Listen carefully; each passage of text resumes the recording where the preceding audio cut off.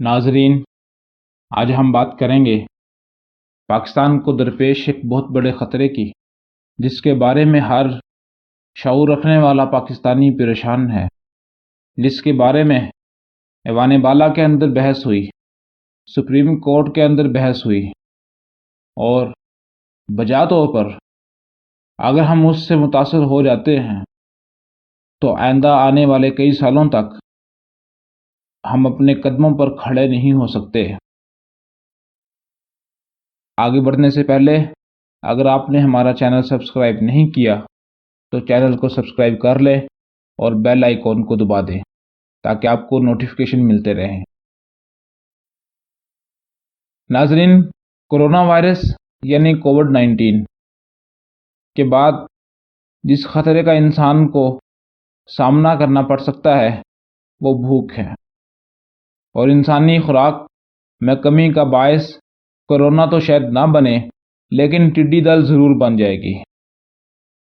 कि पाकिस्तान एक ज़री मुल्क है, यहाँ पर लोग साल भर अपने खाने के लिए अनाज अपनी कुव्वत और वसातत से उगाते हैं। यहाँ आने वाला हर तूफ़ान, बारिश और आंधी बराह रास्त किसानों की नींद उड़ा देता है। यहाँ आने वाला हर सैलाब मुल्क के लाखों करोड़ों इंसानों को रात की भूख के साथ सोने पर मजबूर कर देता है। इस मुल्क को अल्लाह ने बेशुमार नेमतों से नवाजा, जिसकी सही तरीके से मैनेजमेंट ना होने से आज हम वो नेमतें जहमत की सूरत में बर्दाश्त कर रहे हैं। बावजूद इसके दुनिया के खूबसूरत तरीन इलाकों में हम रहते हैं। हमारा बचपन, लड़कपन और जवानी और बुढ़ापा दुनिया के बेहतरीन इलाकों में गुजरता है, लेकिन इसके बावजूद भी लाखों लोग ऐसे हैं जो रात को भूखे सोते हैं। ऐसे लोग जो किसी भी आसमानी आफत के नतीजे में सिसक सिसक कर जिंदगी गुजारने पर मजबूर हो जाते हैं। हम लोग दुनिया के बेहतरीन इलाकों में रहने के बावजूद किसी न किसी आसमानी आफत का सामना करते रहते हैं, और कभी ज़मीनी बलाएं हमें हमारे अनाज से महरूम कर देती हैं। शायद हमारी आदत बन चुकी है कि जब तक भूख घर के दरवाजे पर दस्तक ना दे, हम अपने बिस्तर से उठने की जहमत नहीं करते। ये वस्त अक्टूबर की बात है। पूरी दुनिया इस खतरे को महसूस कर रही थी और इससे निपटने की तैयारी में मसरूफ़ थी। दुनिया के माहिरीन ज़राअत और इकनॉमिक के माहिरीन होने वाले नुकसान का तखमीना लगा रहे थे। हर तरफ नफसा नफसी का आलम था।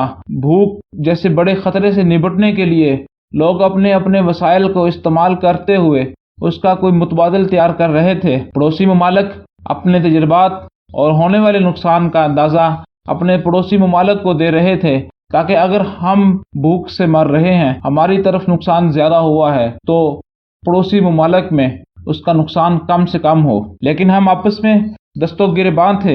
हम सच्चे और झूठे, मोमन और काफिर, और पाको साफ और करप्ट सियासतदानों के चक्कर में पड़े हुए थे।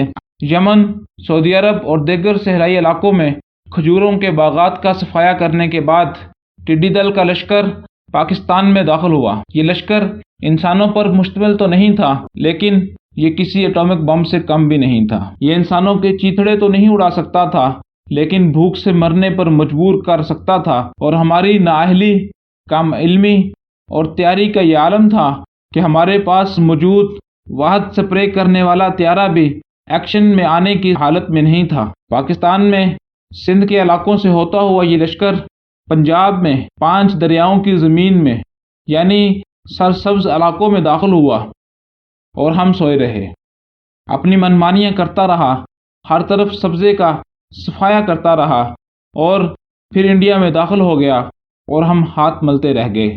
हम इस पर भी खुश हुए कि अब यही टिड्डी दल इंडिया को नुकसान पहुंचाएगा। यही टिड्डी दल वहाँ के लोगों को भूख से मरने पर मजबूर कर देगा। नाज़रीन, इंसान तो इंसान है, मरता बनीनू इंसान है। आदम का बेटा जान से जाता है, चाहे वो भूख से जाए या कोरोना वायरस से जाए।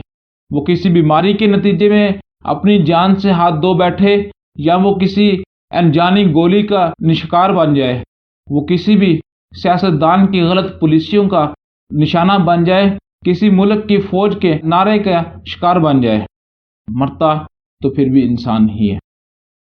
नाजरीन, टिड्डी दल के बारे में मज़ीद बात करने से पहले मैं ये बताता चलूँ कि ये करोड़ों का लश्कर एक बार फिर पाकिस्तान में दाखिल हो चुका है।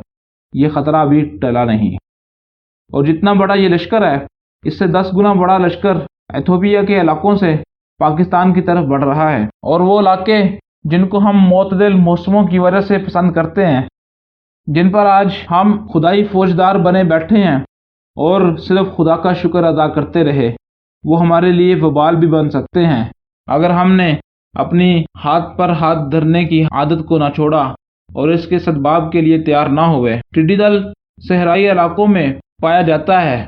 ये ग्रास होपर यानी घास के कीड़े की तरह का होता है। अरब के इलाकों में इसकी बिरयानी बनाकर खाई जाती है और ये सब्ज़ा खाना पसंद करता है। शदीद गर्मी के मौसम में ये मोतदिल इलाकों की तरफ रुख करता है और इस बार इसका रुख पाकिस्तान के इलाकों की तरफ है। पाकिस्तान में नवंबर में इसका हमला शदीद था और ये सिंध, पंजाब के बेशतर इलाकों में से छोटी फसलों का सफाया कर चुका था। इसका कंट्रोल मुमकिन नहीं, मासवाए इसके कि उन्होंने अपने ज़ाती वसातत से शोर करके या धुआं करके टिड्डी दल को उड़ाने की कोशिश की, जिसमें वो कामयाब नहीं हो सके और हैदराबाद, सिंध के बेशतर इलाकों से चावल और दूसरी तमाम फसलों का सफाया कर दिया। पाकिस्तान में इसका दूसरा हमला इससे भी ज़्यादा शदीद है और इस वक्त ये पाकिस्तान के गर्म इलाकों में सफ़र कर रहा है। ज़िला खानेवाल, बिहाड़ी, लोधरा, मुल्तान और कॉटन बेल्ट यानी कपास की पैदावार के मशहूर इलाके, जहाँ कपास की बेहतरीन पैदावार होती है, वहाँ पर ये इस वक्त सफ़र कर रहा है। टिड्डी दल का सबसे ज़्यादा असर कपास की फसल पर होता है और इसके बाद मकई और मूंगी भी बहुत ज़्यादा मुतासर हुई है।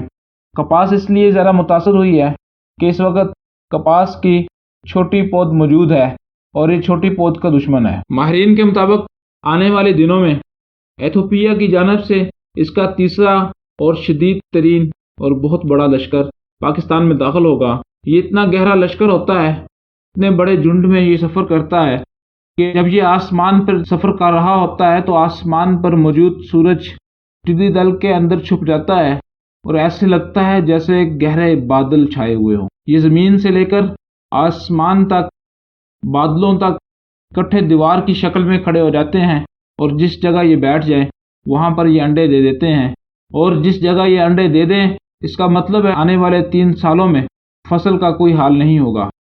पाकिस्तान के इलाके ओकाड़ा के अंदर जंगल में इसने अंडे दे दिए, लेकिन बर वक्त पता चल जाने की वजह से इसके अंडों को ख़त्म कर दिया गया, जिसकी वजह से बहुत बड़ी एक तबाही आने से बच गई। ये हमेशा झुंड में सफ़र करते हैं और जहाँ ये बैठ जाते हैं वहाँ अंडे दे देते हैं और 3 साल तक फसल तबाह होती रहती है।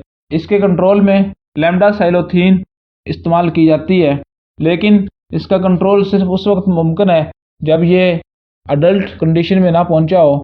अगर इसके अंडों को तबाह कर दिया जाए, जला दिया जाए, तो भी इसका कंट्रोल हो सकता है, लेकिन जब एक बार ये मैच्योर हो जाए तो फिर इसको मारना मुमकिन नहीं, बहुत मुश्किल है। लेकिन लैम्डा साइलोथीन से इसका कंट्रोल किसी हद तक किया जा सकता है। पाकिस्तान में मौजूद वाहिद एक्टिव त्यारा जनवरी में तबाह हो गया था।